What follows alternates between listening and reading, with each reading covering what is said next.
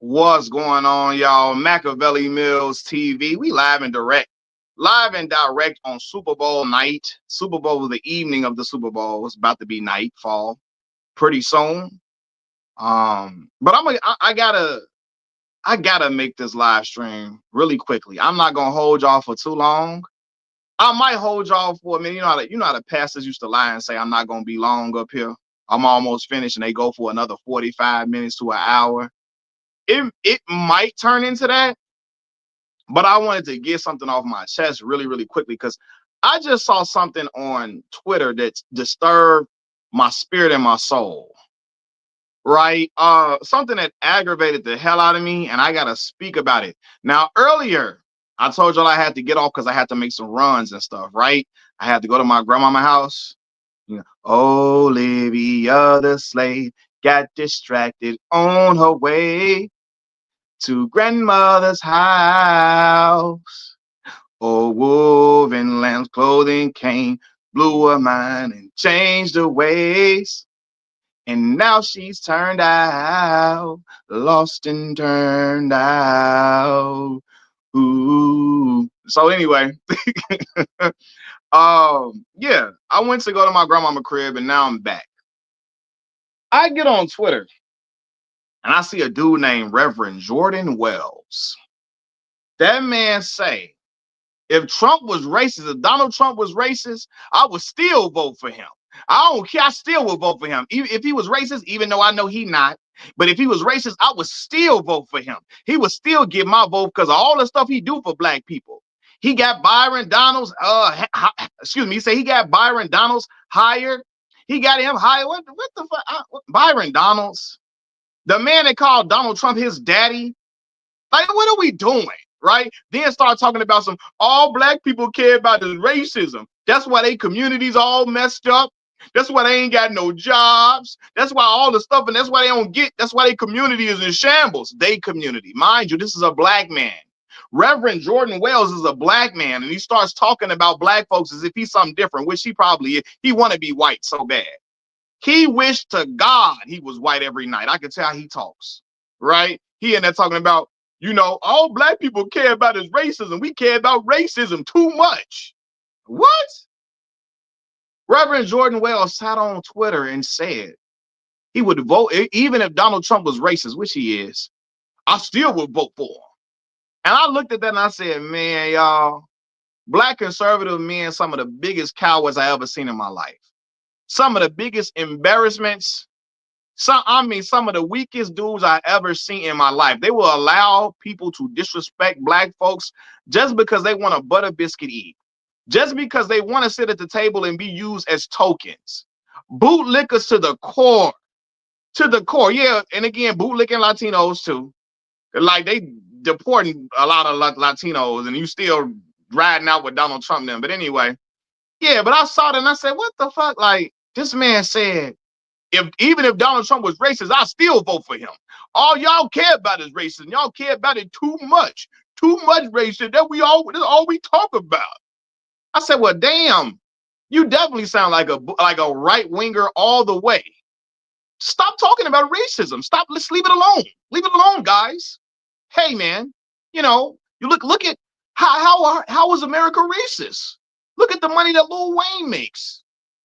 Look at the money that Lil Wayne makes. Look at the money that 50 Cent makes. Like, man, what is we talking about, bro?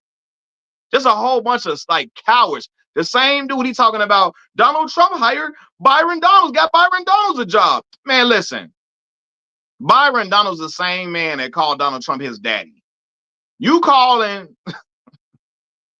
a white dude that didn't raise you, that didn't grow up with you, that didn't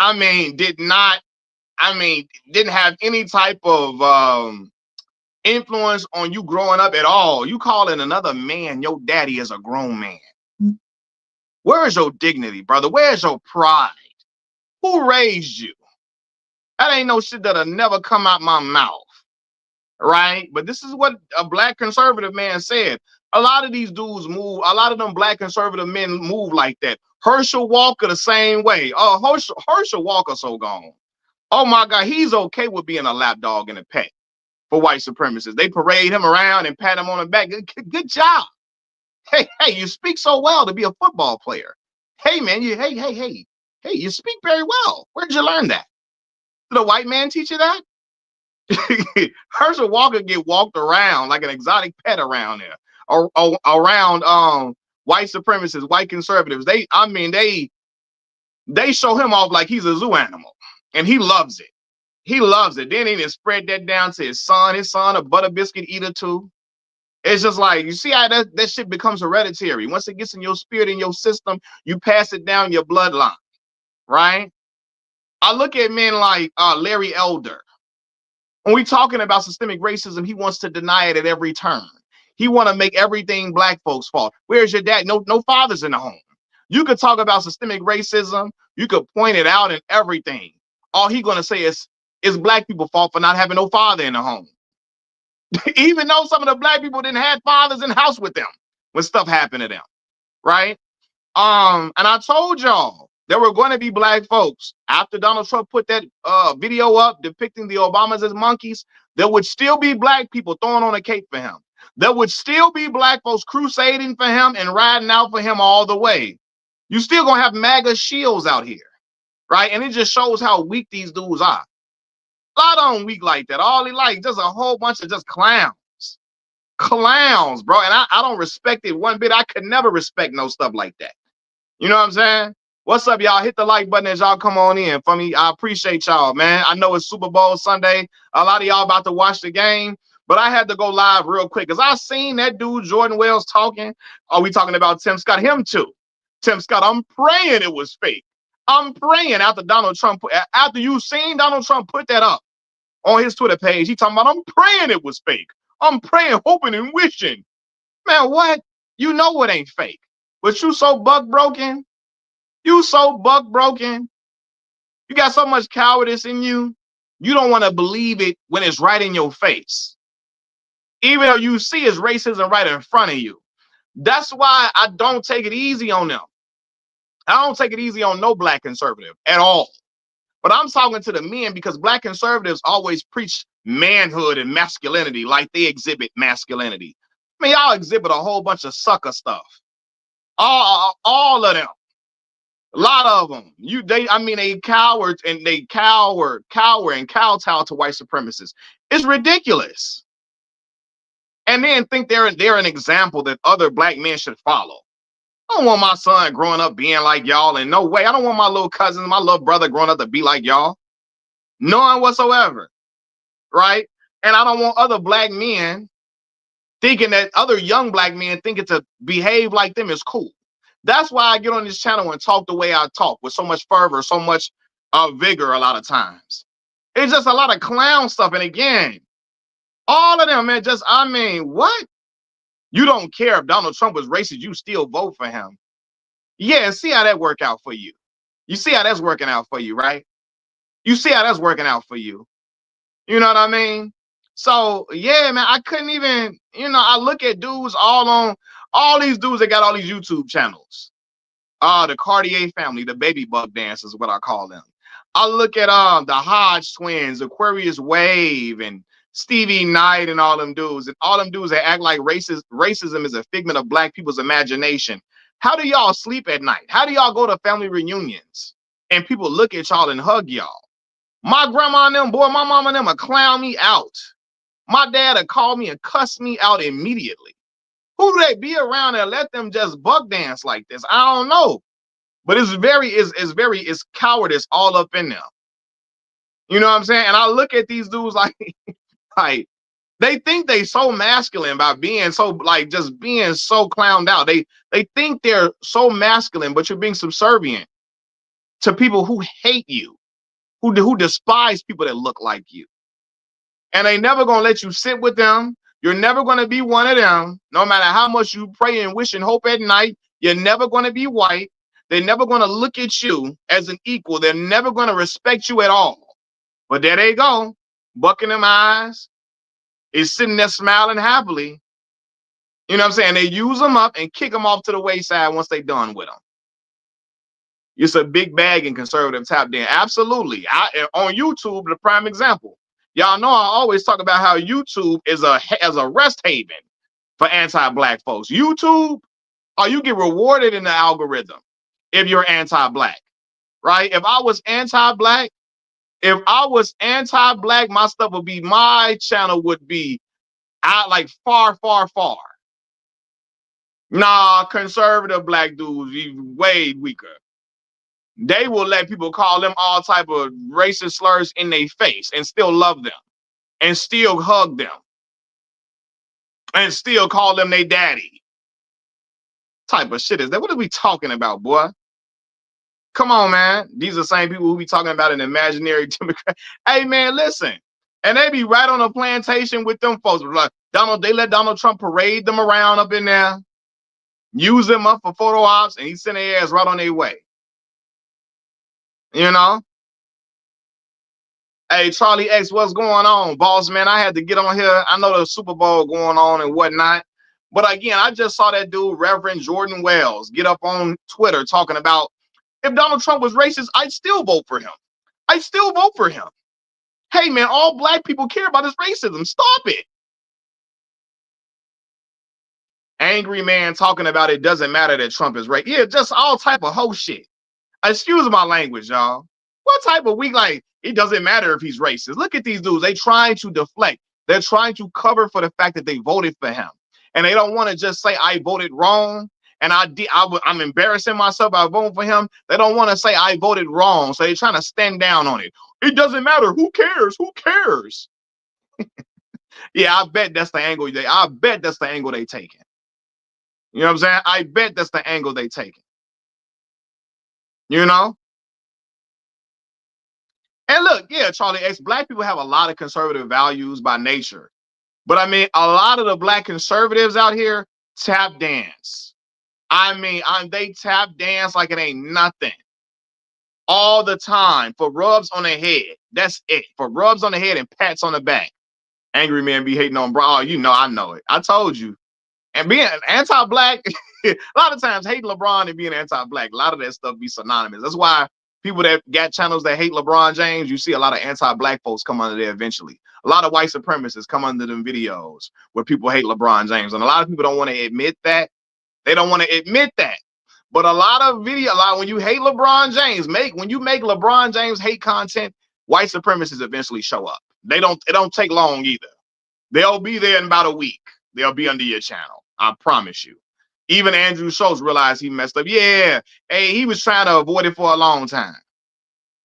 A long time. Yeah, and he know he looking crazy out here. A lot of conservatives confuse their religion with policy. First of all, I'm sorry. And again, I identify as a Christian. I'm a black man first. I'm sorry. When people, I know you about the bug dance when you say I'm a Christian first before Anton Daniels. When you do shit like that, I'm a Christian first. I know you about to bug dance when you say something like that. I know when you say I'm a Christian first, I know what's about to come. I know what's coming. You ain't got it's not going to be no surprise. I know. Yeah, what's about to come out your mouth. You about to start saying some anti-black stuff in a minute. Soon as somebody say, I put my religion first. And you know why I'm against that? Because white supremacists, their Christianity is a completely different Christianity. Look at how they reacted when Charlie Kirk died. And look how they reacted when Charlie Kirk was saying all that anti-black stuff. Brother, I'm a Christian and I love God, right? But I'm black first before anything, because I recognize that white supremacist Christianity is not the same shit I grew up on. If it was, they would have been checking Charlie Kirk when he was talking crazy about black folks. When he was talking crazy about us, painting us with a degenerate brush, they would have been checking him. When he said black women don't have the capacity they don't have the brain capacity. What did he say? They don't have the brain capacity to be taken serious in this country, or the thinking capacity, something like that, right? The brain processing power to be taken seriously. Right? When he said black folks were better off doing slavery because we committed less crime. Where was them Christians that was all looking at Charlie Kirk as a martyr? The people who made Charlie Kirk a martyr. What was they at when he was talking like that? They was cool with it. They was letting it ride, letting it rock. and they identified as Christians. So the white supremacist, while white supremacist Christianity is not the same thing that a lot of black folks grew up on or whatever. They on some whole different type of stuff. So that's why when I hear somebody say I put my religion, I'm a Christian first, okay, go align with that Christianity. That Christianity that white supremacists push, and go see if your ass go over there and get disrespected. Go see every day you get disrespected like it ain't nothing. Like it ain't nothing. You can put God first. I'm listening. I'm not saying you should apologize. Look, I'm a God-fearing, I'm a Christian, bro. I'm a God-fearing man. All the way. I'm a Christian. But I recognize them white supremacists, them right wingers are not practicing the same Christianity you are, CJC Love. So go over there and go talk about Christianity to them. The moment you bring up racism, they're going to tell you need to stop talking about it. They're going to tell you God loves us all. Why are you talking about Christianity? Well, I mean, why are you talking about racism? Why are you talking about racism? God loves us all. Why are you talking about Christianity? They are white Christians first, and they put being white first. Exactly. A lot of white supremacists, they put being white before Christianity, and they make y'all think they put Christianity first. They don't, because if they did, they'd be checking dudes like Charlie Kirk on a regular basis. But they let him go ahead and talk all that anti-black stuff, and then when he got taken out, then they want to go out here and cry and mourn for him. But they wasn't checking the crazy stuff he was saying about black folks. You feel me? They wasn't checking the stuff he was saying about black folks at all. At all. So again, you think y'all, when black people say I'm a Christian first, do you think them white supremacists put Christianity first? Hell no. They put being white first over everything. And they're going to preserve that all the time. So if you go over there and thinking them MAGA dudes, you think they put Christian first all you want to. When your black behind come up around them, they're going to let your ass know what you doing over here. They're going to let you know you're an outsider. And we all supposed to be welcome in God's house. We all supposed to be equal under Christianity. And they're going to let your ass know you're not you. Not you. Right? You know what I'm saying? Anyone who is racist is not a Christian. But they scream into the heavens. So Charlie Kirk told you he was a Christian. Was he, CJC Love? Was he a Christian? Because he told you he was. So I'm gonna ask, was that a Christian? Was that a Christian?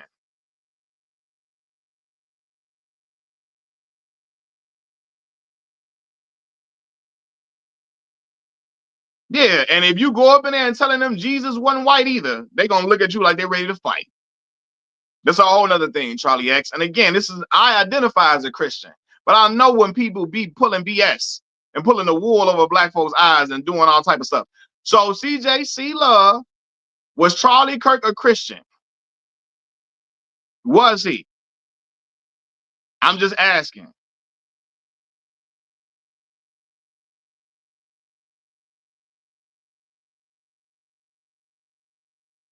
Was Charlie Kirk a Christian? Because you said anybody who is racist is not a Christian. So CJC Love, I'm asking you, just answer me yes or no. Was he a Christian or not? I'm about to find out something real quick, CJC Love. I'm about to find out something. Was Charlie Kirk a Christian? I just want one answer, bro.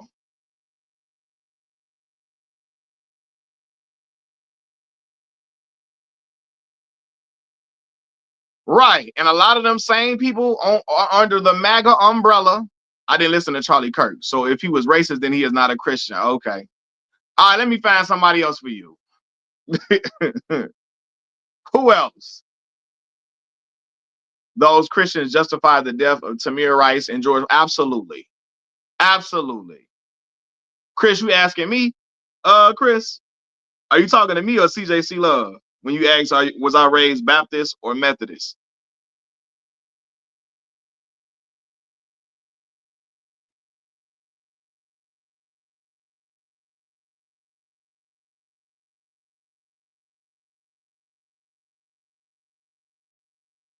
Because a lot of the biggest, you asking me, Baptist.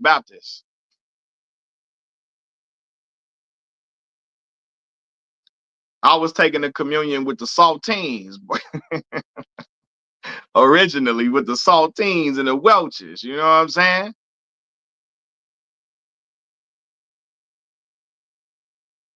So yeah, man, a lot of them dudes, man, a lot of them dudes. Mike Johnson. Hey, look, man.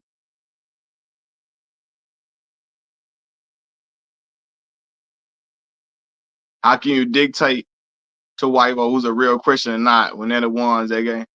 Man, listen.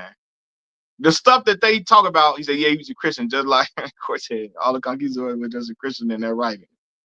I told you, Baptist is the black faction of Christianity. Read the real ones.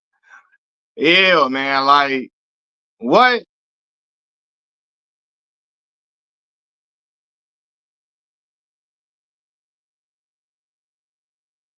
So all of that they push. So all that when people be like, I'm a Christian, they don't put Christianity first. They put white being a lot of the MAGA people. Let's keep it a stack. They don't put Christianity first. They put being white first before anything. You know what I'm saying? They put being white first before anything. It's they use I'm a Christian as a deflection tactic. And as they say that to get black people when we start talking about racism in America, that's when they start wanting to talk to us about Christianity. And they use that as a way to stop to get us off of being angry or being upset about racism. They try to use that little ploy, I be a Christian, as a way to not get us upset. You know what I'm saying? No, to so we can try to be like to keep us like, I guess they try to use that to keep us at bay from snapping out. You know?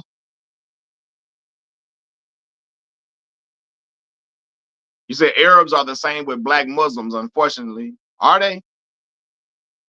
Probably so I wouldn't even know. But anyway, yeah, like I look at the dude Reverend Jordan Wells talking about if Donald Trump was racist, I would still vote for him. All black people care about is racism. All we care about.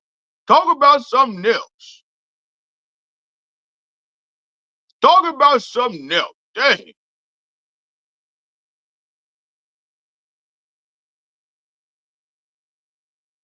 Talk about another thing. Why you gotta keep talking about racism? Donald Trump do so much for black folk. Leave him alone. Don't talk about him. That's your boy Reverend Jordan Wells. And when I see black conservatives like that, I look at them like these are a bunch of clowns. Byron Donalds calling Donald Trump his daddy. Calling Donald Trump his daddy. That's crazy to me. Right? Tim Scott talking, I'm praying it's not true. I'm praying it's not true when he posted that up. Said Pastor Wells on some BS. He can be a racist and an abuser of women, but who will continue to endorse that ML. Man, what? Just a clown, man. That's why it's like they be so subservient to these white supremacists, man. As like they look at them as like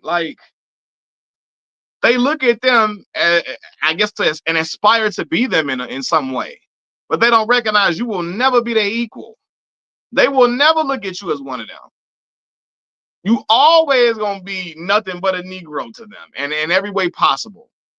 But they always try to go run up to them for hugs and kisses, not realizing they will never look at you as equal in no way, shape, form, or fashion. So using religion to control people is the oldest game in the book. False prophets. Jordan Wells to sit his ass down somewhere. Talking Grubby Media. Jordan Wells needs to sit his ass down somewhere. He tried to raise a GoFundMe after he lost his job and failed. And look, they always tell other black people when if we were to do something like that, they would say, "Oh, look at these individuals. They're weak. I'm a real man. I go out and get a job. I don't beg people for money. I don't beg people." That's what they would say about us if we did that, right? That whole conservative crowd will call anybody else that's not conservative. If anybody else started a GoFundMe, they would call us all type of weak and cowards and not manlike and not manly. And they go run and do it all the time. Tim Scott said he loves Donald Trump. Oh, I see stuff like that. I bet he does. That's why he said I'm praying it's not true. That's why he's about to cry. when he seen Donald Trump post the Obamas as apes.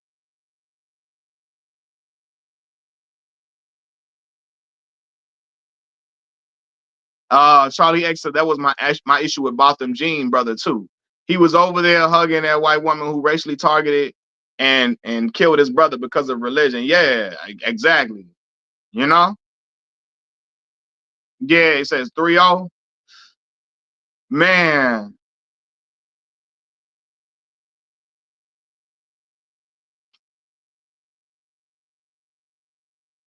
said the doctrine of discovery was Christian according to them. Leroy Green say, get Jordan Wells a massa chain like NBA YoungBoy. Yeah, I'm sure. Go get him. He thought that was so fly too. It's just, rappers, a lot of rappers can be very embarrassing. Very much so. What movie is this on my screen right now? But anyway,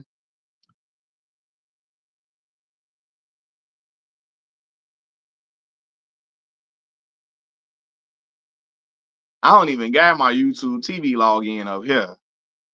Well, that's my dad's YouTube TV login that I use to watch the games, man. It's in the room. So y'all gotta tell me what the score. Look, I promise y'all, I told y'all.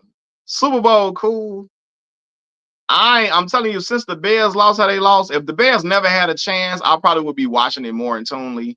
If the Bears never had a chance to do anything this year and they weren't a good team this year, if we were nowhere near the playoffs, if we didn't advance past the first round, maybe I would have been into it all the way. But like, yeah, because the Bears like lost like that, I ain't been all in like that since then. I promise you. Said buff streams working for me. Buff streams. Said Vibe say I swear I couldn't watch the rest of the playoffs. I'm gonna check it out at some point today. Like I'm gonna check it out after I get off the live stream. But I'm really not.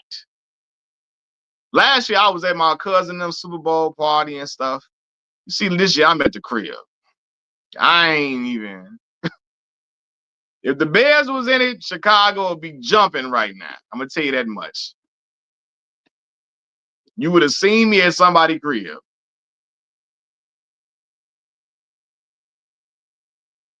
Said my 49ers got smacked. I'm sick. I'm already knowing, man. It'd be tough out here.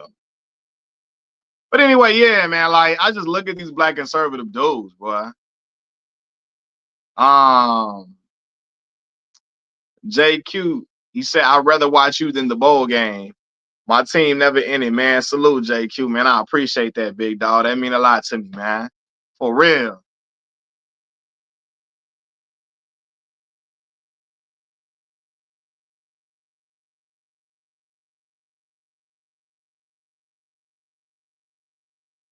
Uh, but yeah, man, like, yeah, black conservative men is just crazy.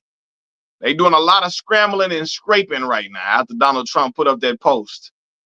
After Donald Trump put up that post on Twitter, they doing a lot of scrambling and scraping. They doing a lot of splaining. And a lot of these dudes, which I call them angry man, they don't know nothing about nothing at all. They get all of their knowledge about politics from another motherfucker that don't know nothing. Tori and Rain, my dog, man, what's going on with you, bro? Tori and Rain Reloaded. What's the word, man? Said, Mac, you know Judge Joe Brown is defending Trump like Ronald McDonald defends Happy Meals. I promise you, I'm waiting for the Art of Dialogue to bring Judge Joe Brown back on there. I guarantee you, Art gonna ask him, what do you feel about Donald Trump putting up, the Obamas, depicting the Obamas as apes? Well, I don't think it was racist. I think Donald Trump just has an affinity for gorillas, and he was just paying the Obamas a tribute. He was just trying to show them some love and support. He was trying to really look at them in a positive light. But black people, we so sensitive. But back in my day, we played the dozens. We was tough. We was rugged, tough men. And the Obamas and all black people, we can't take a joke now. He just playing.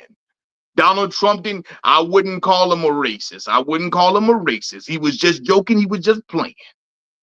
We need to know when people just playing with us. Stop getting so serious.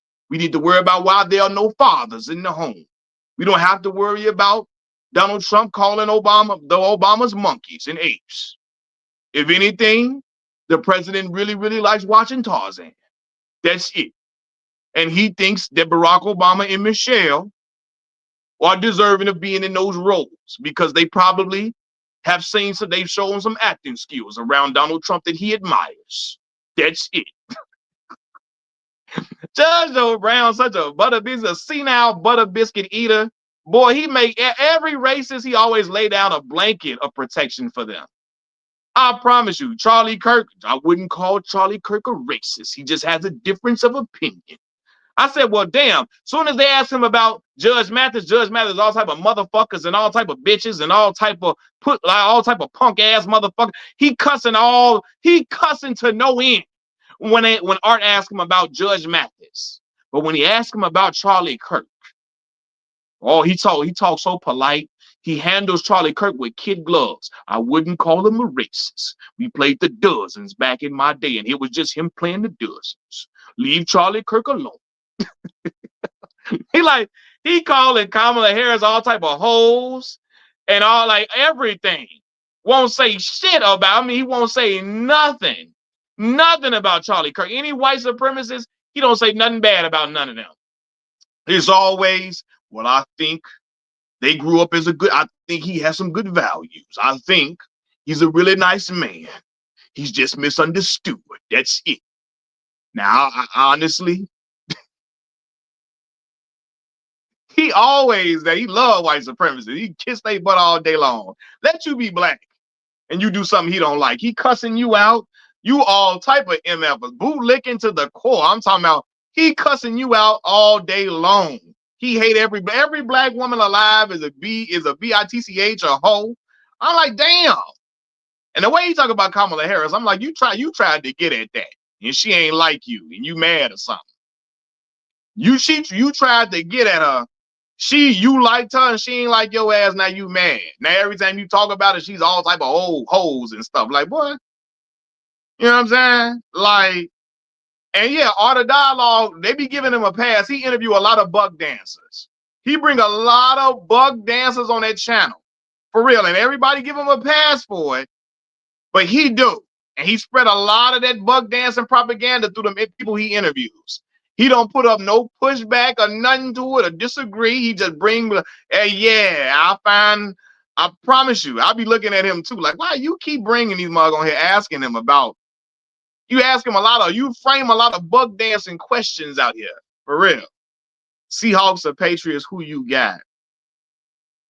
I don't know.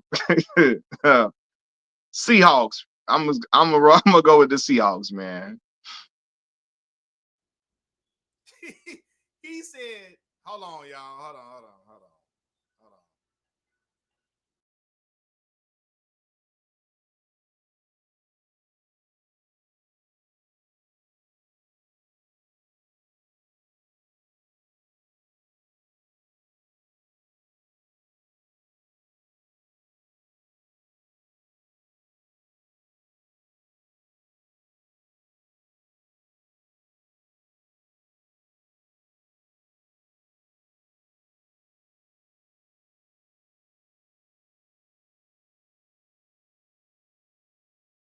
Oh, y'all, wait a second.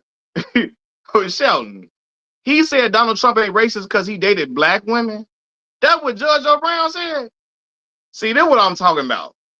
That's why when it got frozen because I had to take a call really quickly. That's why the channel froze. But Judge O'Brien said that. That man said he ain't racist because he dated black women. See, that's what I be talking about, bro. Just because you old, that don't mean I'm gonna respect you. You know what I'm saying? There's a lot of old buck dancers out here too.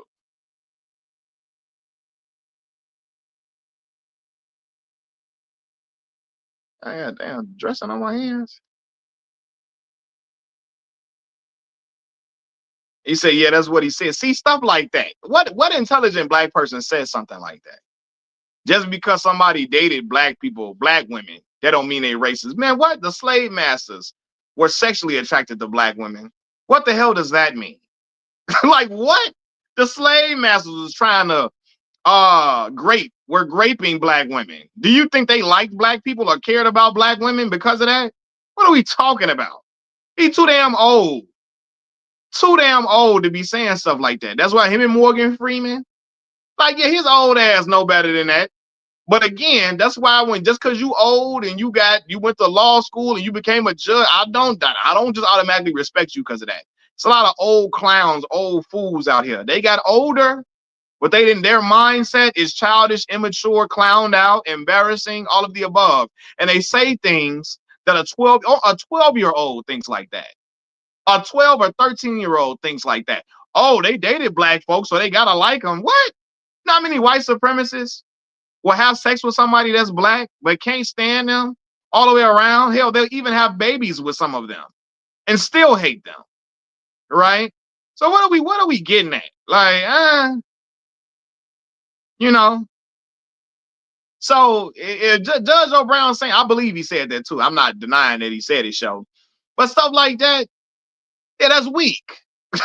That's sort of a prime example of a black conservative man being a weak dude, a weak man. Because why would you say to say something like that? You gotta be a clown. You gotta be weaker than weak. And Judge Joe Brown will think, because he cussed when he talking about black folks, he cussed at Judge Joe, he cursed at Judge Mathis. He think because he cursed at Judge Mathis and he despises gay people. He think that make him a solid man. Because you can cuss at Judge Mathis and that you hate gay folks. You think that make you a man. All the clown shit, like, man, what? He's a big clown.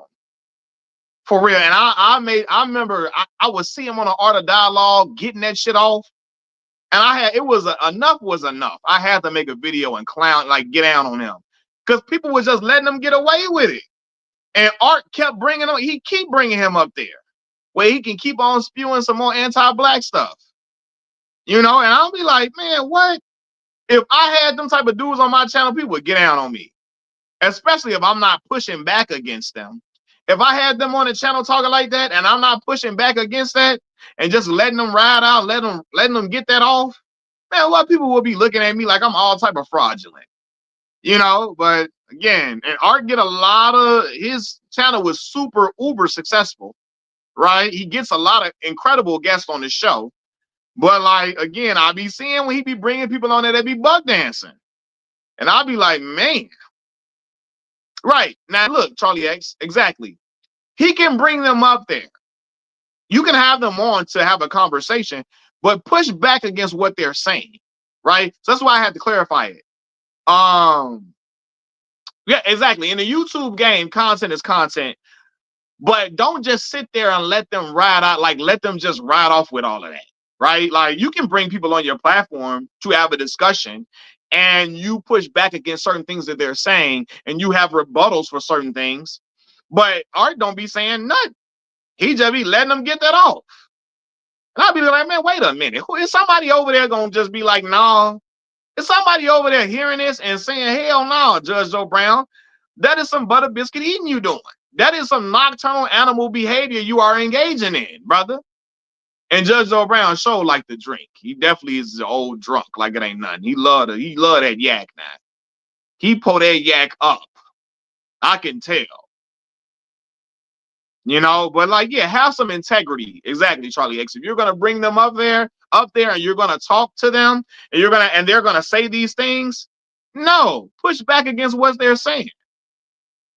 Because I just could not have him up there while he doing all of that.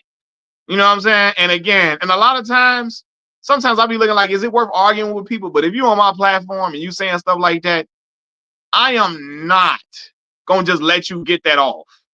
No. Especially with Charlie, I don't think he was a racist. I'd have been, hold the hell on. I'd have lost it at him saying Charlie Kirk wasn't no racist. How? You get down on Judge Mathis because his son gay. You get down on Judge Mathis all type of ways, calling him all type of MFs and all type of cussing words, but you so docile. You're so meek and mild and mannerable. When Charlie Kirk's name come up, you talk about him so glowingly. You put on kid gloves to talk about a guy who was known to despise black people. Yeah, how, Sway? What? You know?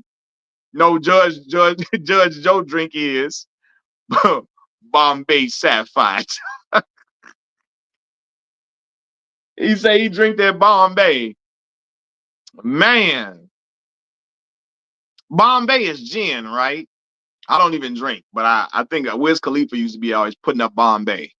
I listen to rap, so yeah. They called Kamala all type of bitchs, all type of hoes and everything. Charlie Kirk come up. When Charlie Kirk name come up, he's so nice. And so speak of Charlie Kirk so glowingly, like what? Yeah, he's super anti-black. And a lot of these black conservatives despise black people. Or they get on these racist platforms and talk trash about black folks to no end. And think that black folks supposed to kiss their ass and look at them as admirable people and respect them because of how many degrees you got.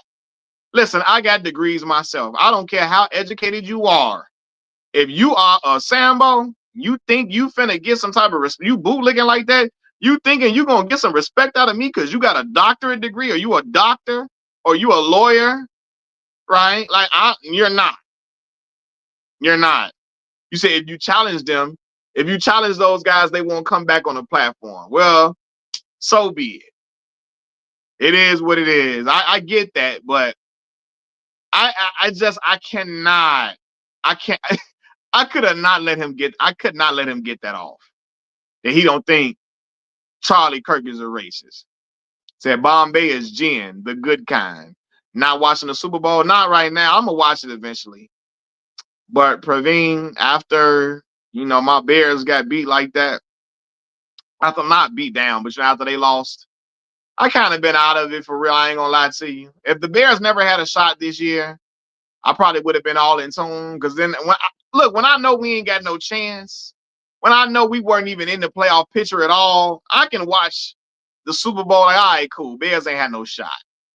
What? Charlie X say it's a 5 or 6 out of 10. Well, Charlie, what's the good gin? What's the good gin, my brother?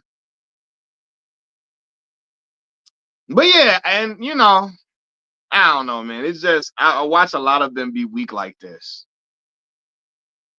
I wonder what Lord Jamar has. Lord Jamar, as boy, Lord Jamar was clapping it up all the way for Donald Trump. Has he spoken on Donald Trump's post about the Obamas? You know what I'm saying? Has he talked about that? How Donald Trump's what Donald Trump's administration has been doing? Has he spoken on those things? Because he was trumped out. He was trumped out all the way.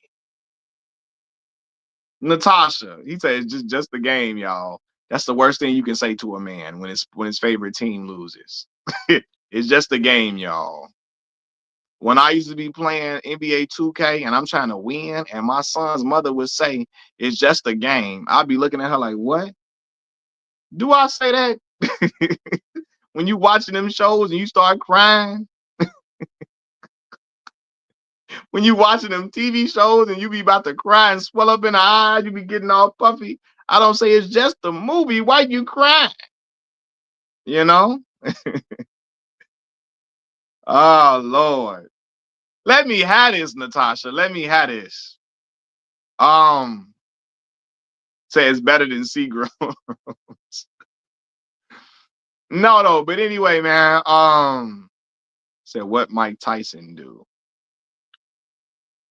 Mike Tyson going hard for Donald Trump too? I can believe it. White people are really comfortable around Mike Tyson. Very comfortable,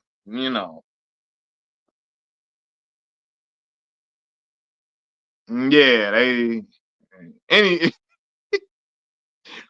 but yeah, though, like I look at Lord Jamar. I mean, he was calling all Kamala all type of unqualified beat broads, and I think he called her bitch. And I think the 5 percenters was the 5%. Oh no, some The brothers. What is he? What is Lord Jamar affiliated with religiously? I don't think he's a 5%er. He's one of the other like offshoots of Islam, like an offshoot of the Nation of Islam. Um, is he a 5%er? Is he 5%er? Okay, cool. They definitely checked him about it. And they checked him about going. He said, I'm right here. They definitely checked him about.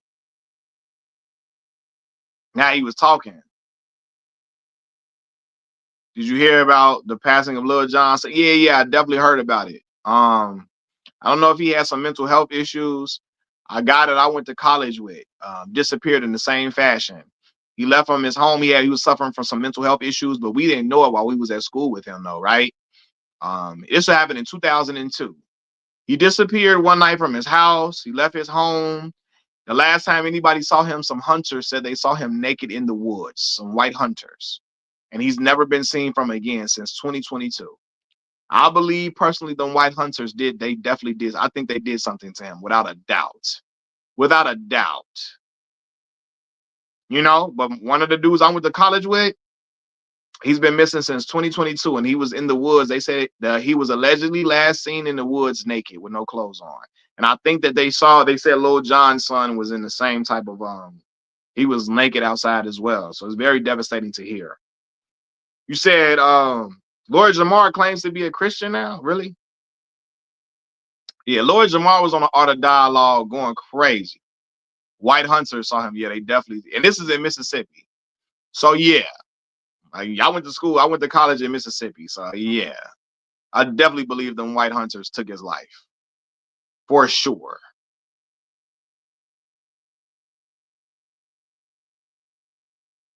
He said he was the worst member of Brand Nubian.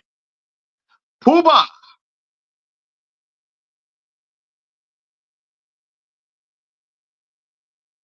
Historical black contemporary conservatism nowadays. What you see out of Byron Donalds, what you see out of individuals like even Judge Joe Brown, right? What you see out of people like Pastor Jordan, Reverend Jordan Wells, what you see from Tim Brown, that conservatism is weak, cowardly, and despicable. You know? Said trash pandas. Yep. Panda bears all the way.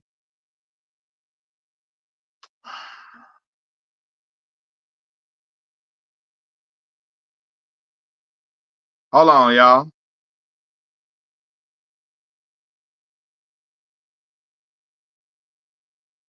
Ugh.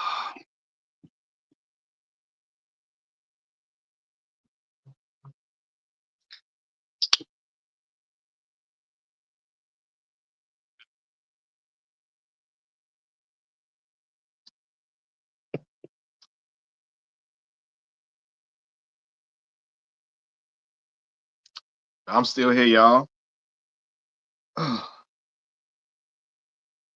Had to drink something real quick.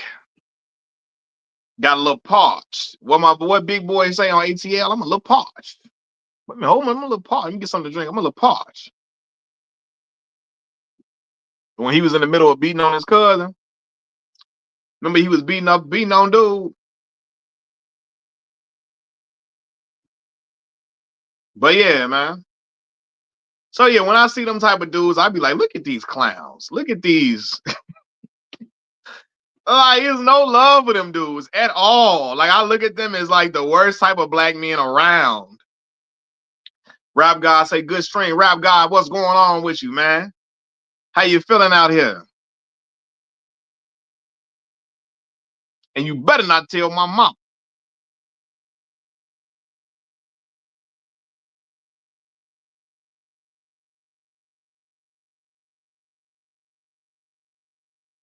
Who was that gay black MAGA dude that got heckled by his own a year ago? Oh, I know. Is that the one that with the bar ain't got no hair on his face? What that dude name? I think I know who you talking. I know who you talking about. He killed me. Anytime anything black come out, he the first one.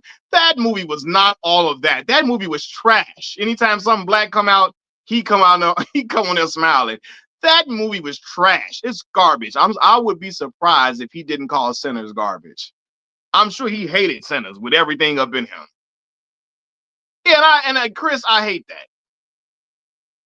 Boy, bootlickers always call themselves free thinkers. Yeah, that's what I guess is what you want to call. If that's another word, if that's another word for being a kowtow, for being if that's another word for being a nocturnal animal, then free think away. They always pull it. I'm a free thinker. No, you're not. You're not free because you're still catering to massa. Exactly. You still think the way massa tell you to. You still are subservient to people, to white conservatives who hate you. All that I'm a free thinker. I'm a free thinker all you want to. You're still enslaved. You're still trapped in your mind. You don't gotta kiss. You don't gotta kiss up to them. It is not 1845. It's 2026. Yeah, Charlie X. You're parroting their talking points. You ain't free in no way.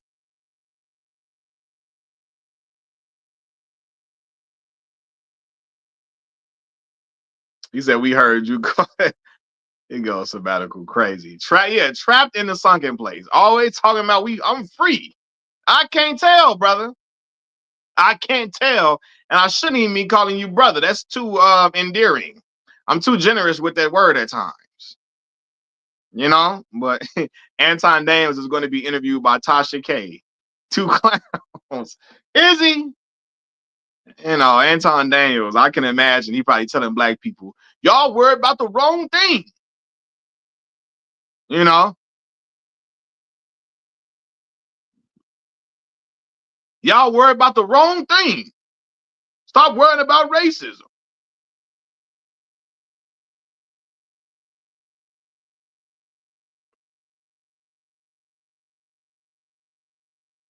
Stop worrying about racism. Nobody care about that. To be a good person. That's it. To be a good person and be thankful that white people took us out the jungle. He took us out the jungle, gave us clothing, gave us chitlins to eat. They taught us how to be obedient, all that. That's how they be talking. I'll be looking like, here we go.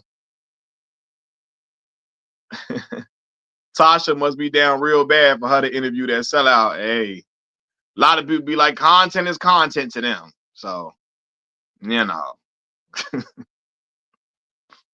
I have to get down on him immediately. Charlie X saying Anton definitely has that Judge Joe energy, ready to get aggressive on black folks, but meek as a mouse when he on Fox. Boy, what? So definitely meek as a mouse. And when what's that boy name? I'm gonna watch the Super Bowl probably and after I get off here, LB. What's that boy name? What's the booty? What's that dude named Fleet? When Fleece Johnson was flirting with him, calling him cute and stuff, Anton just sat there giggling though. And you saw that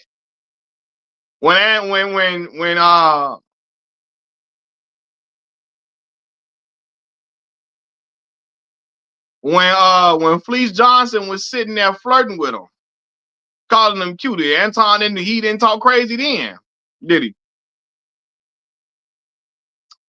Fleece was talking about taking him out his drawers too. I said, well, damn.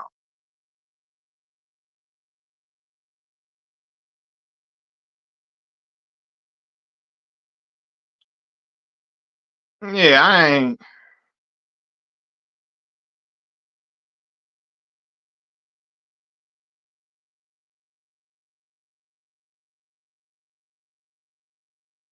What is this movie with Kiki Palmer up in here? What is this? The Burbs. It's a TV show, I guess. Like, what the hell is this?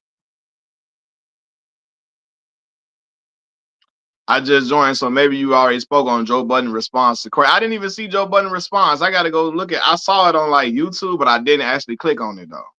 Said only weirdos interview Fleece. Yeah, what are you interviewing Fleece for? For what? Unless you want to be his new boo.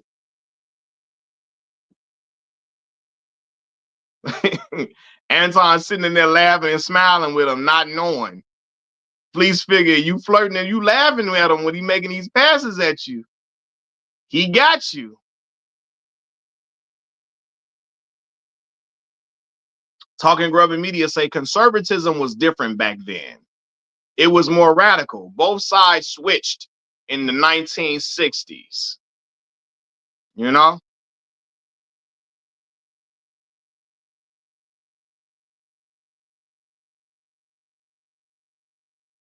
LB say, and to think I had the daughter of a Seahawks legend head over heels for me.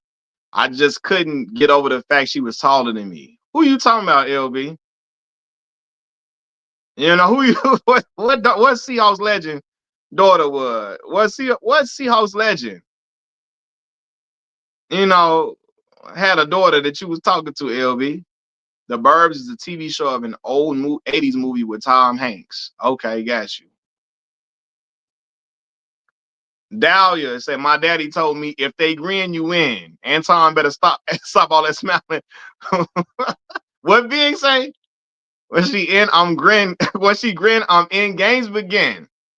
First, I talk about how I dress this and diamond Lexuses, diamond necklaces, stretch Lexuses. You gonna start talking crazy to him. You gotta listen to Joe Budden response and make a video. I'm gonna check it out.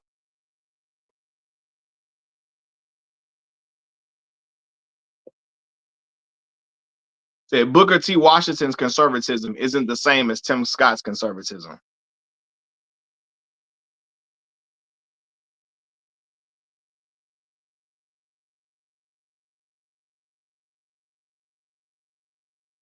Yeah, that black conservatism went away a long time ago to Alfonso. The neo conservatism we talking about around in this era, this current era, is something completely different.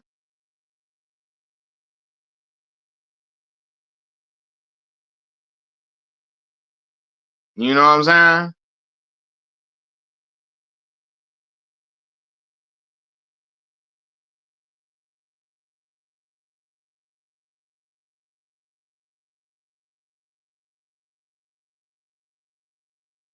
Jason. Joe disrespected Jason mom. Who is Jason?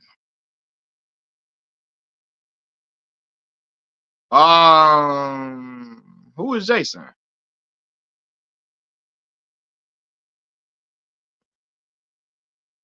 Sandman, what's the word, man?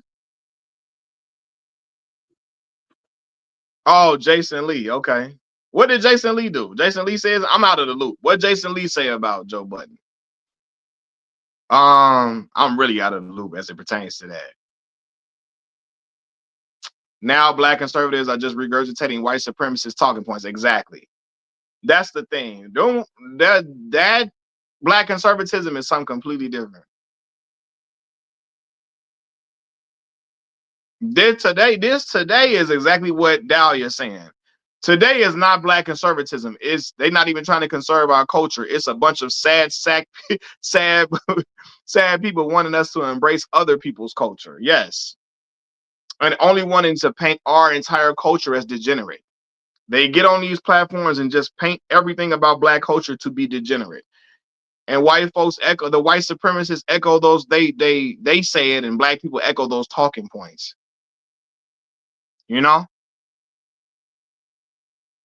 So maybe I should say today's black conservatives are extremely weak.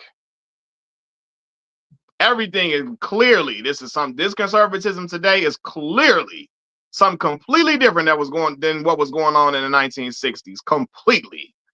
All the way. Have I seen the new? I haven't seen the new trailer for it. No, but I will check it out, man. I see they had Coleman Domingo up there, definitely fitting that Joe Jackson vibe, though. And they got Nia Long being Catherine.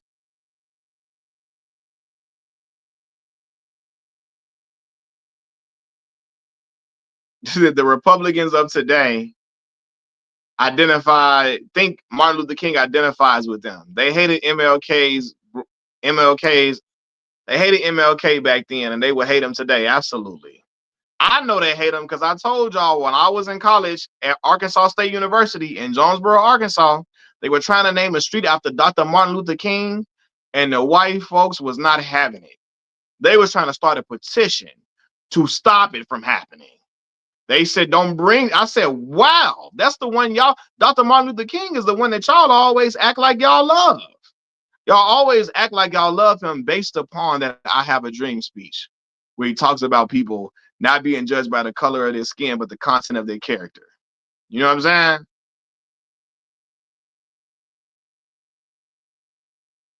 You know?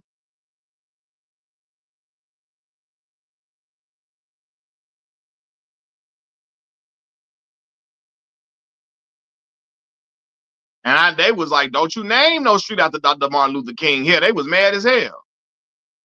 Don't you name no street after him out here. I mean, they were starting a damn petition to protest it for real.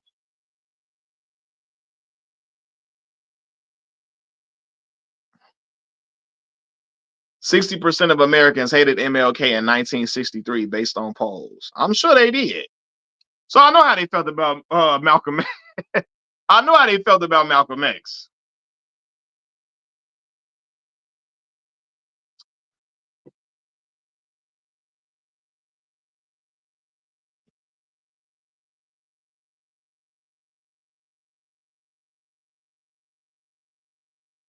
Steffner say people love to play respectability politics using white supremacist talking points.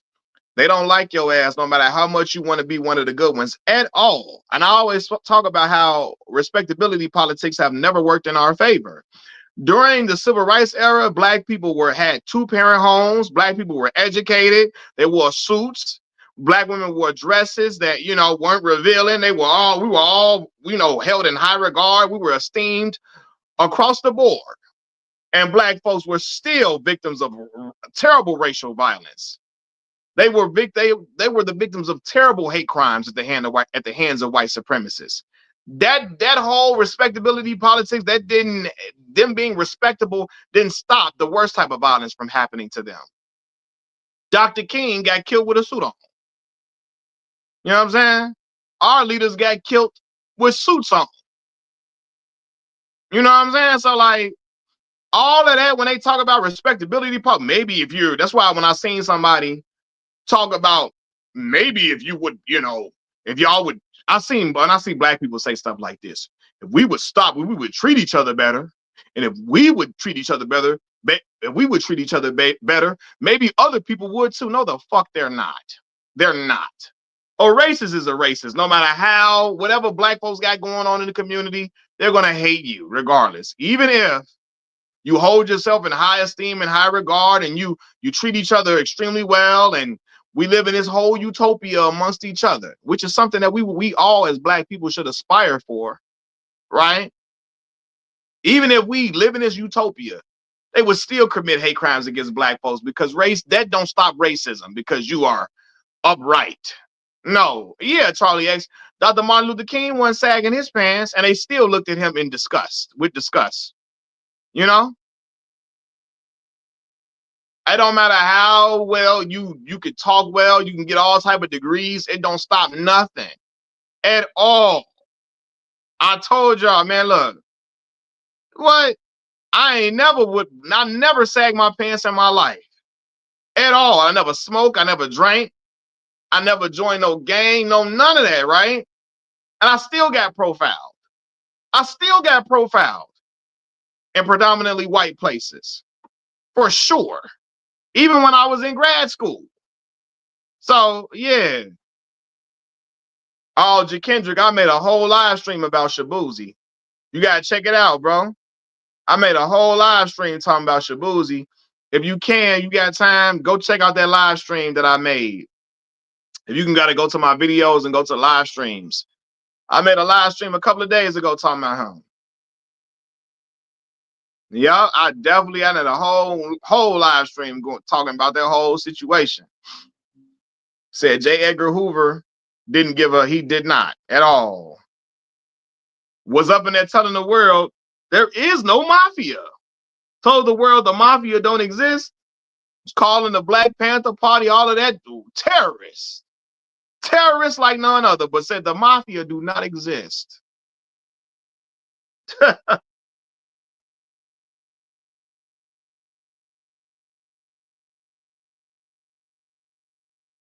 But yeah, man, Kendrick, when you get a chance, man, check out the live stream.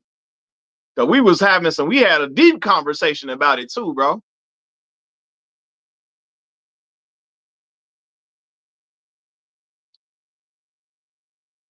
Yeah. They all said J. Edgar Hoover was gay, and they probably had pictures on him and stuff. And got up there and said the mafia does not exist.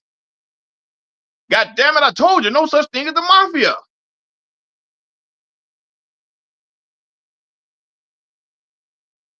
And people have respectability politics to function within themselves. That's what I'm saying. If you're going to be upright, because that's what you want to do. But don't think being upright is going to stop white supremacy. It's not. It's not. If you're going to be upright, be upright. And I always say that when I have that conversation about respectability politics. Being upright and carrying yourself well is for you and for the dignity of yourself and for your people. You know what I'm saying? Because you represent something greater than just you. And I knew that when I would go in these I would go in these non-black spaces as a young black man from the south side of Chicago, Illinois. I recognized that I was representing my home city, my homeland, my home turf, right? Whenever I went somewhere, they knew I'm from the south side of Chicago. I'm not from the north side. I'm not from up north. I'm from the south side, the place that people call the most destructive place in the world. So when I went in them rooms, I knew I was representing the south side of Chicago and black men from there, right? So I'm gonna be upright. I'm gonna carry myself like this. It's for me and my people, not to make white supremacists like me, you know? Not to make them like me, not to make them respect me, because they're not gonna respect me in no way, shape, form, or fashion, no matter how much I carry myself in this with a high regard, right?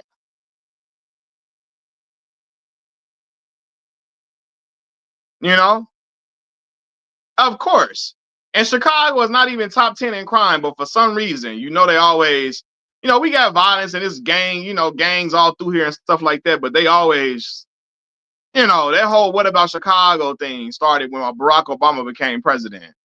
And they love to use Chicago as like when the drill movement happened, and really when Barack Obama became president for real. That's when that what about Chicagoism started all the way through. Chicago, you know. Yeah, like again, if Chicago is the third largest city in America, if the numbers of homicides was happening in somewhere like Cleveland, Mississippi, then we would be like, oh my God, you know?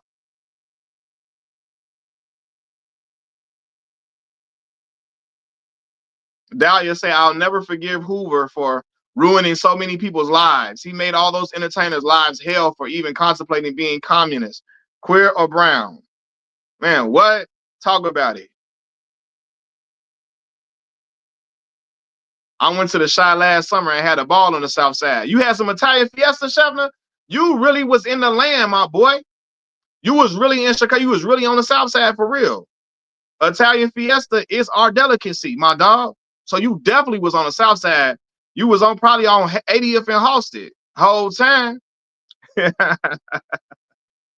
Yeah, you really was in the shop for real. You had some Italian Fiesta. You ain't say Giordano's. You ain't say Lou Malnati's. You ain't say the deep dish spots. You said the thin crust spot, Italian Fiesta. Like, yeah, you was really in Chicago then. J. Edna Hoover. My dog Tori and Rain say J. Edna Hoover is my nickname for him. Yeah. They say the mafia had their pictures on that man as a cross-dresser. So that's why he got up there talking about the mafia don't exist. He was mad as hell. Said my wife from there. Her mother lives in Park Forest. Her whole fam from the south side. Shout out to your wife. Shout out, Sheffner. Mac, what's the best spots in Southside Chicago? The best spots for what exactly? Talking Grubby Media. When you say the best spots, when you mean just a place to kick it, or like places to eat. But yeah, you add Italian Fiesta, you was really on the South Side. That's what I grew up eating on the regular. When we had birthday parties, food to kick it, you can go in Hyde Park. A lot of nice places to eat. A lot of affluent black people that got a little money. They live in Hyde Park. Barack Obama used to live in Hyde Park when he was a senator, actually. Right? So you go to Hyde Park, you go to Beverly. Of course, downtown. That's just downtown got everything. Downtown Chicago got some of everything you can imagine. The north side as well. I'm trying to think. I mean, you got some food spots in Bronzeville too. So yeah, you said South Side Chicago though. So you said South Side. So I would say either Beverly, you could go to or Hyde Park. Hyde Park, some spots in Bronzeville too.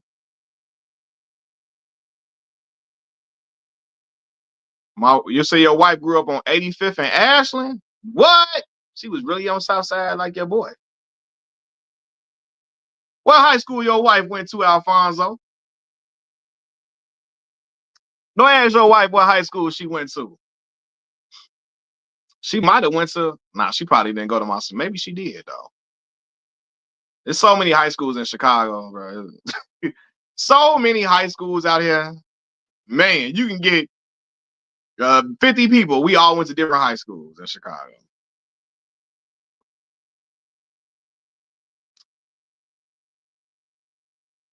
But anyway, yeah, man, like I look at them dudes like Anton Daniels and Aquarius Wave and all them dudes, they all just regurgitate white supremacist talking points and think that they somebody that's admirable. They let white supremacists clown black people out and then just echo those sentiments. James, you went to Curie? How old are you, James? Do you have a lot of charter schools? We have a lot of charter schools in Chicago. A lot of charter schools. A lot of charter schools up here, but it's a lot of Chicago. The regular Chicago public schools, a ton of them. But there's a lot of charter schools here for sure. My little sister went to a charter school for high school. Hoover denied the mafia because they had proof of his relationship. Yeah, and that's what I remember. Class of 06. Okay, got you. See, I graduated from high school in 2011. Yeah, that's and who was that said that? The 16th Gemini. I definitely said that's why he said the mafia was not real because they allegedly had some pictures on him. We all know Chatham, Simeon, Whitney Young, DuSable. Yeah, so Simeon, Whitney Young, DuSable. Dang, how you know about DuSable High School? Hey, y'all, that's man. DuSable, I know y'all would know Simeon and Whitney Young. How y'all know about DuSable though? That high school was right across the street from the Robert Taylor Projects, Robert Taylor homes. My mom's family is from the Robert Taylor home, so my you know Maurice Cheeks. My grandfather grew up with Mo Cheeks. Him and Mo Cheeks was friends growing up. Mo Cheeks went to DuSable High School. The founder of Chicago. Yeah. You know, that's how y'all know, of course, right? Now, what's my boy name? Don Cornelius, I think, went to DuSable as well. Don Cornelius, Soul Train. I think he went to DuSable High School too. But yeah, man. But I had to get on here, and I'm like, I seen what's the boy name? Jordan Wells, Reverend Jordan Wells. I said, oh no, I got to get on the channel right now.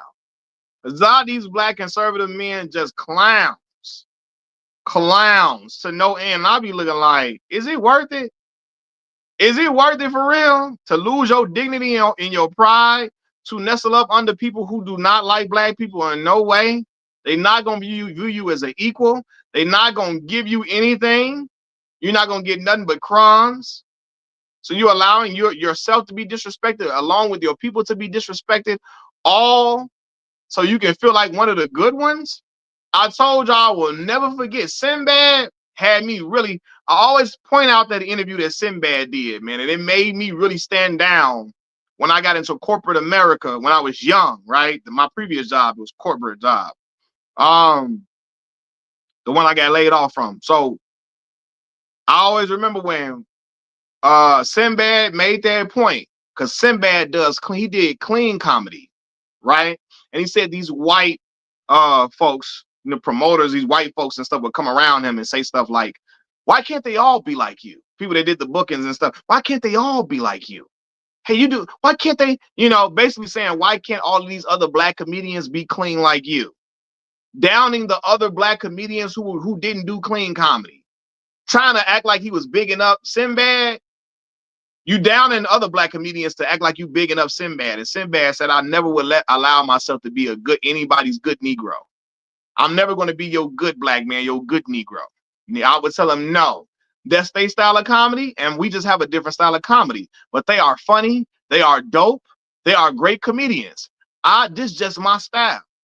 That don't make them bad comedians or bad comics. They're excellent comics. We just have two different styles. He said, I will refuse to be a good Negro. I will never let other people down I will never let a non-black person I will never let a non-black person big me up in order to down other black people. I will never play that role. So when I got in corporate America and I'm working amongst a lot of white folks, I was 24 years old. And they hearing that I got my master's degree at 24 and all of that. And then they start saying something to me like, one of them in particular was, see, they say, Malcolm, you have your master's degree? I'm like, yeah. And they're like, see, you did it. See, you went to college. That's that old, see, you did all of these things. Why can't those other Negroes do like you? And I had to check them. Whoa, whoa, whoa, wait a minute. Wait a minute. I had a lot of stuff in my life that went right for me as far as like my parents, even though they weren't together. They were on the same accord with our education, all of that, right? My mom and them went to extreme different measures for me to go to certain schools, right? I went to a magnet school. It was a Chicago public school. It was a CPS school, but it was a magnet school, right? I went to academically, when I went to Morgan Park High School, it was one of the best public schools on the south side of Chicago, academically, right? You know what I'm saying? So, like, again, my mom and them had the wherewithal to keep me in my same school over all the way around. They knew it was a great school where I was prepared for the rigors of high school and for college all the way around. And some parents do not know that. I mean, don't really know, like, oh, they don't even have the time, to dedicate to doing all of that stuff. They got so many other worries about just keeping the lights on. And we had those same worries too, right? But my mom and my father just had this drive to put us in the best schools, even though they was public schools, so we can be able to excel, you know? And exactly. I should have asked them why can't other white people get their degrees or get something on their own without connections? That's what I should have said, you know? Because he tried to play me as a good black man. Whoa, wait a minute. I had a lot of stuff go right for me. This shit could have went wrong for me. If my people, if I would have went to school if I would have went to the school in my neighborhood, who knows if I would have been prepared for the rigors of high school.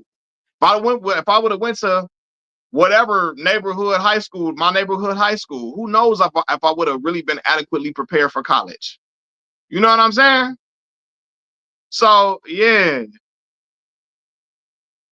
Shay said, I remember one time somebody had told me I sounded too smart to be a disabled guy. See, stuff like that. BS, man. I hate somebody said that to you, Shay. Dahlia said, I went to magnet school too. I was always in the gifted and talented classes. Then AP classes in high school, right? So we didn't have gifted and talented classes in my magnet school. It was just all of us was on the same curriculum. But when I got to high school, I was in all honors classes and I had AP classes as well. You know what I'm saying? So yeah, like you said, you watch the Turning Point halftime in a bit or bad. You know I'm not watching no damn Turning Point halftime. You do absolutely not. Brett Favre wanted y'all to know He watching Turning Point halftime. He want to see Kid Rock in them. And I said, well, absolutely. It fits. It checks out, brother. Not brother, but now y'all know Brett Favre. Brett Favre want to see some MAGA. He want to see some white supremacists. You can tell by them goddamn Wrangler jeans he wears. He want to see white supremacists only on his TV. He don't want to see no Hispanic person on his stage. He want to see white supremacists with Confederate gear on. He want to see brothers with the swag of a Confederate fisherman. He want to see the brothers with the swagger of a Confederate fisherman on his on his TV. Speaking of that, did y'all ask Kwame Brown? Did Kwame Brown make a video talking about Donald Trump putting up the Obamas, depicting them as monkeys? I gotta go see if Kwame Brown made a video because you know he be riding hard for MAGA. Y'all know I made that video calling him a MAGA shield, so I gotta go see if Kwame Brown made a video about calling. If he made a video about about Donald Trump calling the Obamas apes.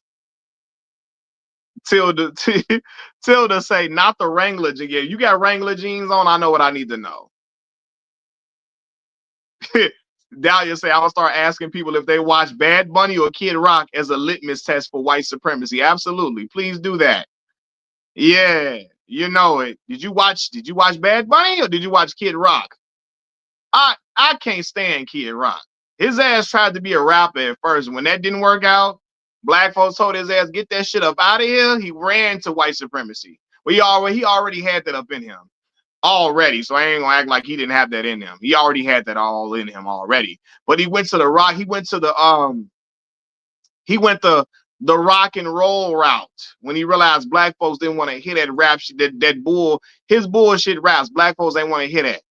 He went right over there to the white to the country crowd with the white supremacists like himself. He another one I think that had a baby with a black girl and thinks that because he did that, that don't make him racist. Yeah, okay. Okay.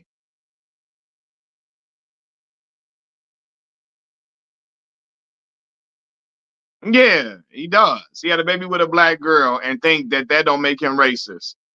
He be flying. He been at concerts with Confederate flags behind him and everything. He holds his mouth like he got that meth mouth.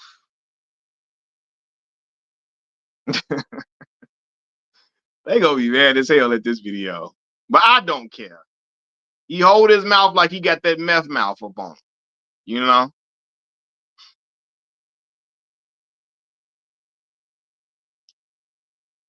Yeah, I can see MGK. MGK probably gonna break in that brand, that break off into that soon. Now, he wanted everybody to know he turned down the role in Sinners.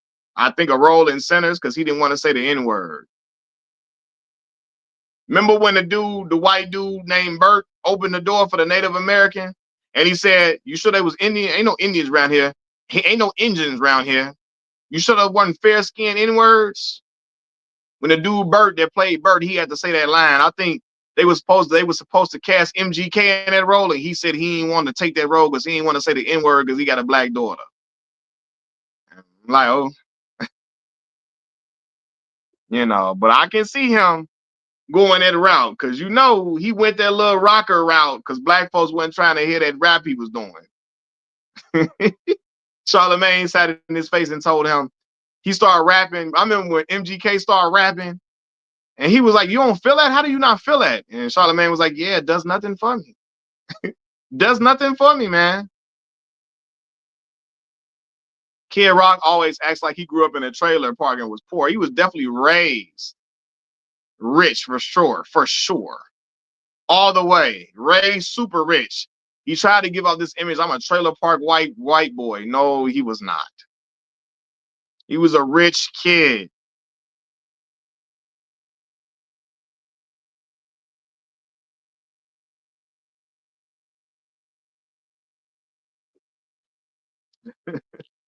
Your sabbatical queen.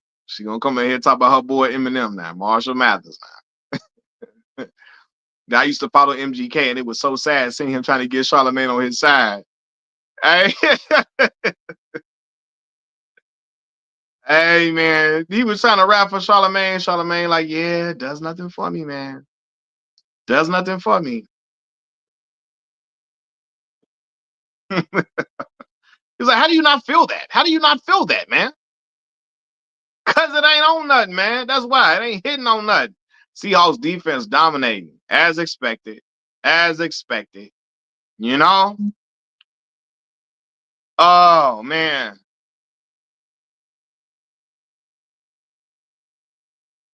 what the fuck is that? I'm like, who is that? Hold on, y'all.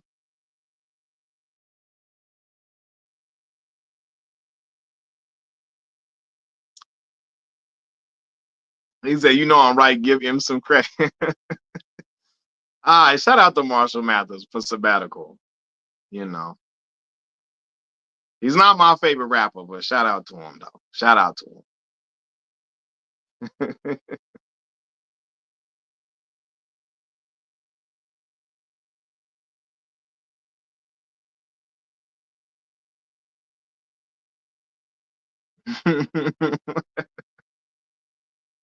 Oh man, y'all be having me laughing on here all the way.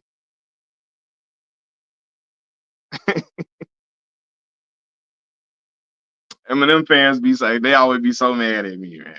I remember I used to make videos, and every time I made a video, boy, folks come in my comments, you don't know what you're talking about. You don't know real hip hop. It would be heated at me. I ain't gonna say I would say stuff to purposely piss them off too. I ain't gonna. A lot of times I would say some stuff to purposely piss off some Eminem fans. I'd be like, boy, I'm gonna say something just 'cause y'all get mad. I would really feel that way, but I'd be like, let me. I'll be like, let me say something real quick, just to make them just to make them upset real quick.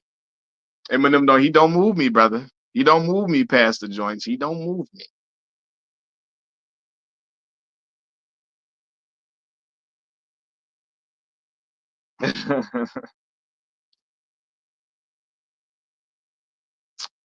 Hey, what's the score? What is halftime up coming up right now? How many minutes before halftime? Said the Marshall stands be on your head. They definitely be on me.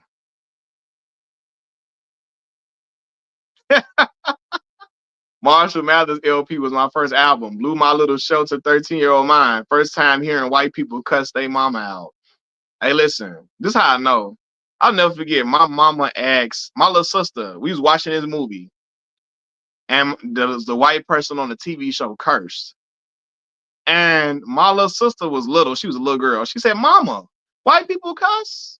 And my mama say, "Baby, they do everything you say black. You all think only black people do, and then some." Oh, my little sister was so shocked because we don't Chicago. We don't be around white people for real. So my little sister was like, my little sister had never really, she had never been around white people. So in her mind, she was like, white people cuss? What?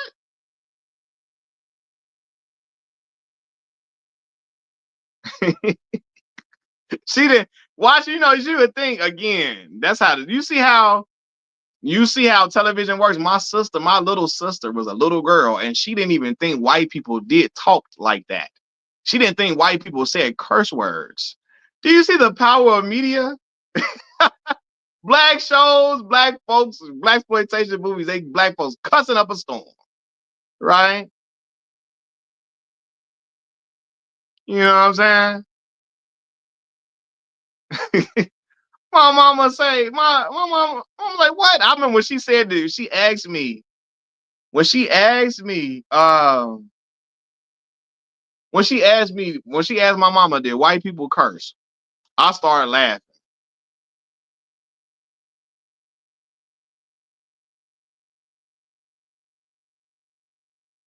But Chicago is so segregated though. Like I said, they do not. White people do not be living amongst us for real. When we live in the hoods of Chicago, they don't be living with us. So my sister had never seen that. So Latrell said, "Are you going to watch the alternative halftime show?" Hell no. Hell no.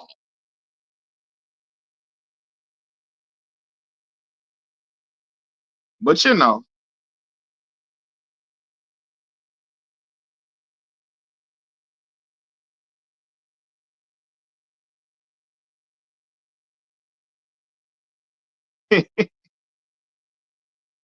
oh man, the alternative halftime show was crazy.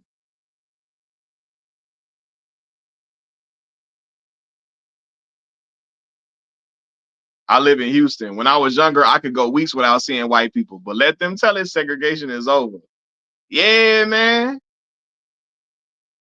It's like I promise y'all, we didn't really see white people until like we was in certain special programs. You know what I'm saying? Like school, scholastic programs that were outside of our school. Because they didn't go to high school with us either.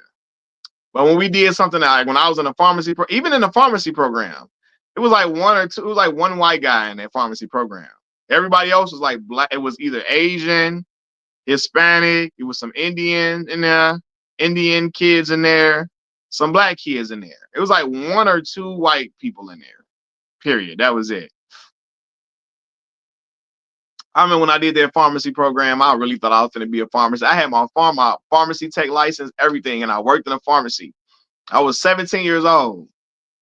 It was fun working in a pharmacy, but the stuff you got to learn to be a pharmacist, man, listen. Ha! Hey, I don't think I was cut for it. All of that math and that science you got to take to be a pharmacist ain't no joke. None whatsoever. Kendrick Lamar said the same thing about LA in the Breakfast Club interview. What did he say? He only saw them in special programs when he was doing them little special gifted kid programs that's outside of the school.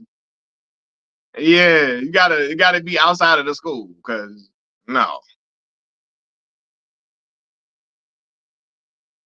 So it wasn't until I went to inter-district band competitions that I realized how poor our school was. They treated the black and brown schools terrible. I'm sure, for real.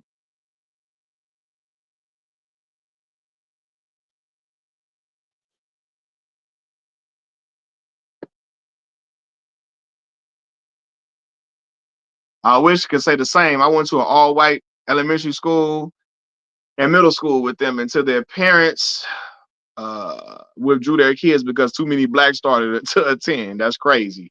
They started withdrawing their kids because too many black kids up in here. Chris, you said Kendrick Lamar said he didn't really see any white folks like that until he got out of high school. Yeah, man. Being a tech was enough for me. He said, I'll never go back to doing that. You was a pharmacy tech, Tilda?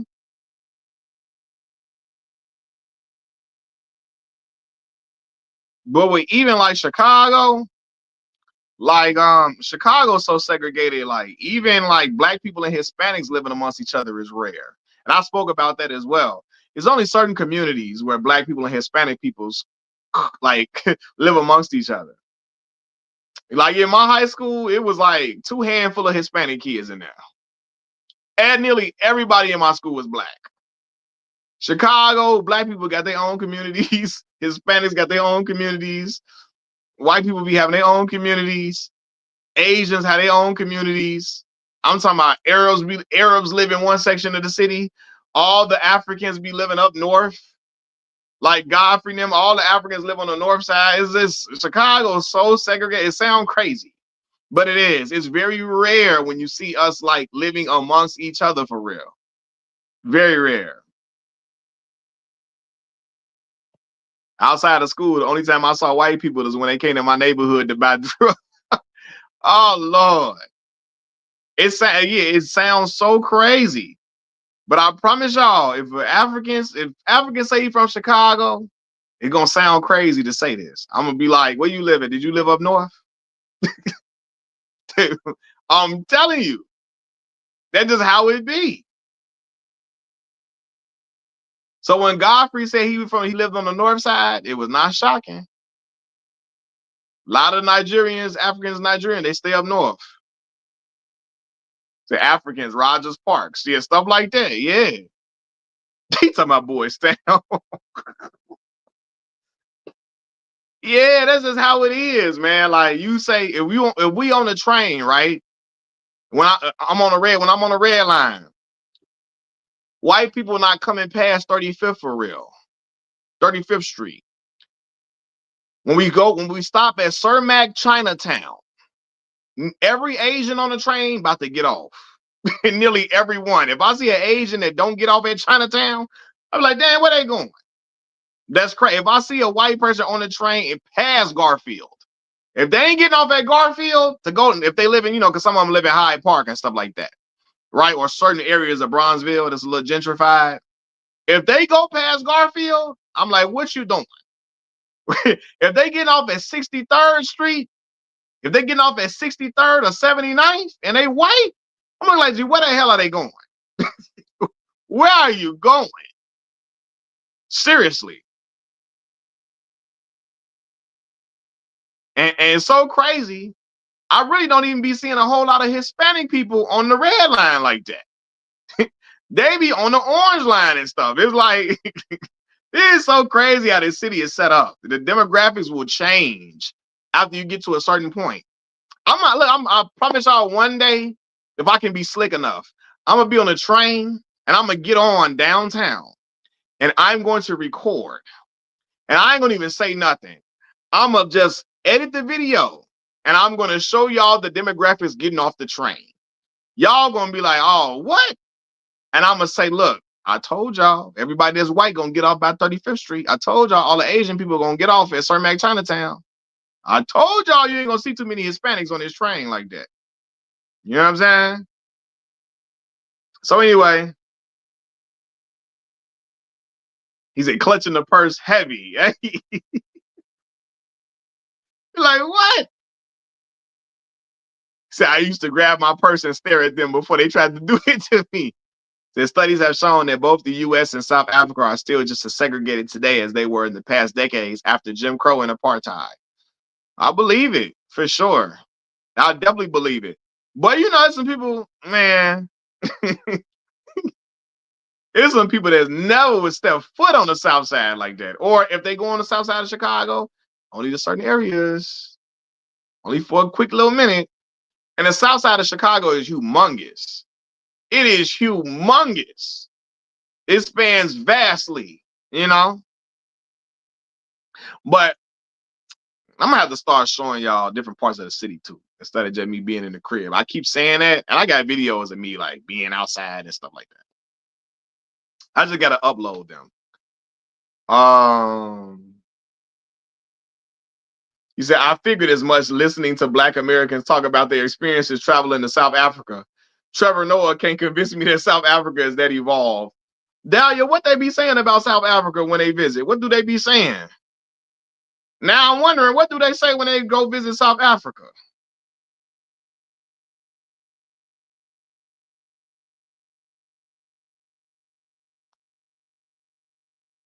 Look at Latrell and Dahlia. Look at y'all bonding about being from y'all from Houston. That's what I'm talking about. Bond, y'all. Bond over here.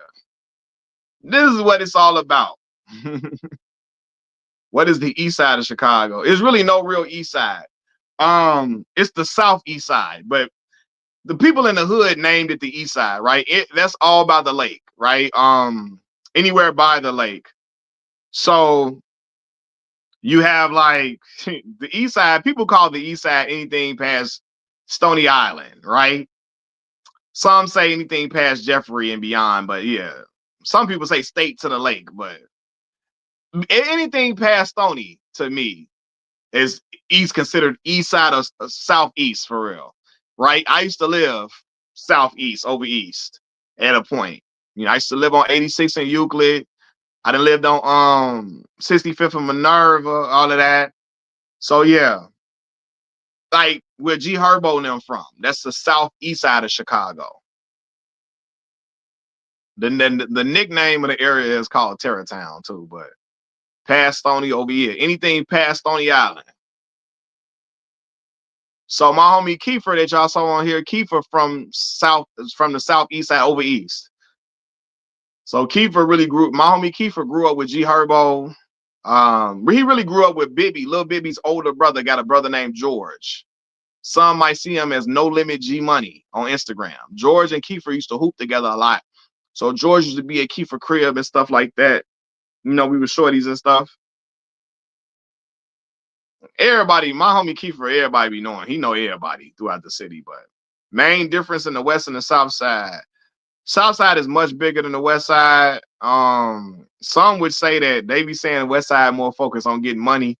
The south side, they feel like the south side be more on like the wild, crazy stuff. But you know, it's so crazy, man. Southsiders and Westsiders do not be really on each other's side, like on like going. Southsiders don't be out west like that unless they going to the Bulls game.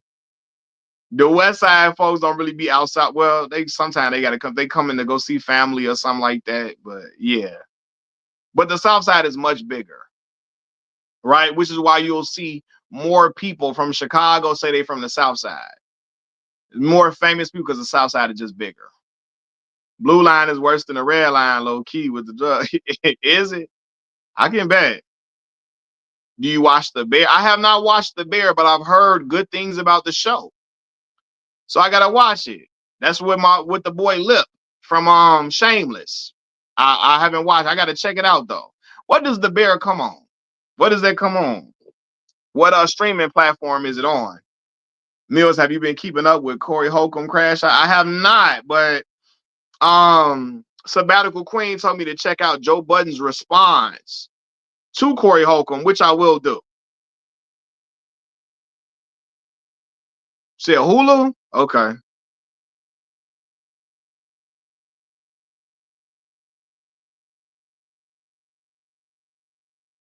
It's on FX. Okay, gotcha.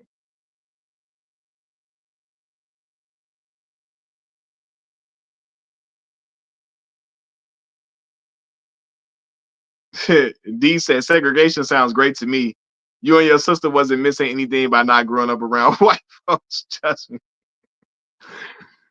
Yeah. It was just such a foreign thing, man. Like I'm telling y'all, I really was not around white people consistently till I got to grad school. That's because I went to a PWI for grad school. So it was just like that was the first time I was consistently around white folks like every day and going to class with them, all of that. Like I had never done it because I went to a HBCU for undergrad, you know. So and we had white people there, but it's so weird that HBCUs is like have PWIs be like HBCUs. The white people that go to our schools play sports like soccer and baseball and softball and volleyball stuff like stuff like that. You know, we had an international guy or two on the basketball team. The other one's like play baseball. Baseball team nearly all white, nearly all white at the HBCU. It'd be crazy.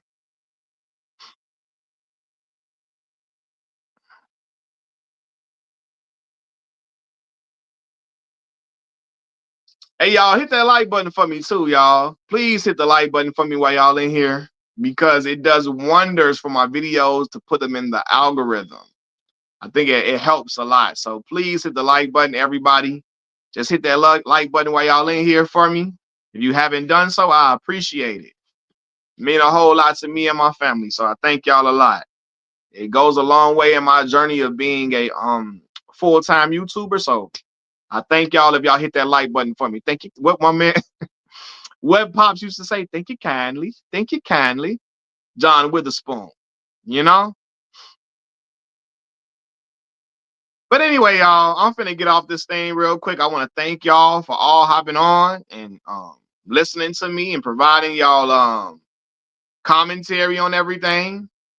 It truly means a lot to me. Get the D. He said, get the D. Thank y'all a ton, man. Like I said, I always love getting on here and talking with y'all.